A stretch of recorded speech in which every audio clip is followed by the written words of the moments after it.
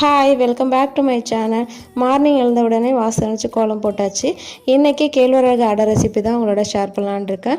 இந்த கேழ்வரகு அடை உடம்புக்கு ரொம்ப நல்லது.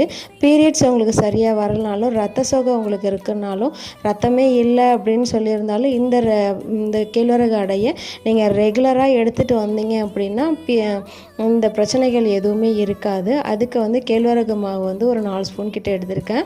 தேவையான அளவு உப்பு, வெங்காயம், பச்சை மிளகாய் போட்டு ஒரு 2 கைப்பிடி முருங்கைக்கீரை. இந்த மாவு சப்பாத்தி பதத்துக்கும் இல்லாமல் ரொம்ப தண்ணியாக இல்லாமல் கொஞ்சம் அதுக்கு நடு மீடியமாக எடுத்துக்கோங்க.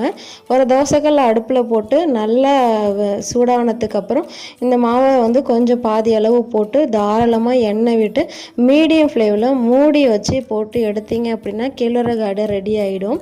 இதை ரெகுலராக எடுத்துகிட்டு வந்துட்டு இருந்தீங்கன்னா உங்களுக்கு பீரியட் தள்ளி போணுச்சு அப்படின்னா கரெக்டாக மாதம் கரெக்டாக குளிப்பீங்க. ட்ரை பண்ணி பாருங்கள். தேங்க்ஸ் ஃபார் வாட்சிங்.